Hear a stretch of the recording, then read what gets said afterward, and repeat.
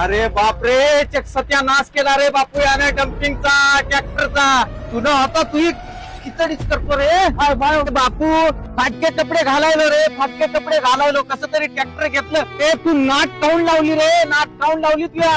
ट्रॅक्टरचे फक्त 2च हप्ते भरले, 3रा हप्ता भरायचा राहिला. आता ट्रॅक्टरचे कसे पैसे फेडावं आपण आणि कसे ट्रॅक्टरला रिपेअर करायला काय काय आता 1 लाख रुपये लागतात रिपेअर करायला. डम्पिंग 3 लाखाची मातीत गेली समजी. कराव तुला रे, काय करावं काय करावं काय करावं काय करावं तू. दारू पिली होती, 100% मला माहिती दारू पिली होती. दारू पियाचं शिकला का रे? तुझ्या दारू मुळे चेक नाट लावली का रे? काय करावं तुला, काय करावं तू, काय करावं रे तू. अरे बापू, कमाई करावं म्हणलो, कमाई कशाची कमाई, खड्ड्यात घातली कमाई. काय करावं रे बापू.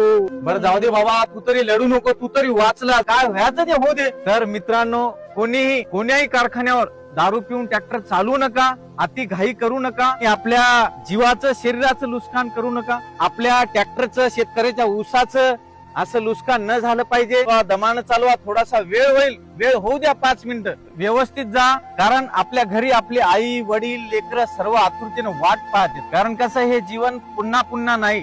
तर सांभाळून ट्रॅक्टर चालवा, आपली स्वतःची काळजी घ्या. जय जवान जय किसान.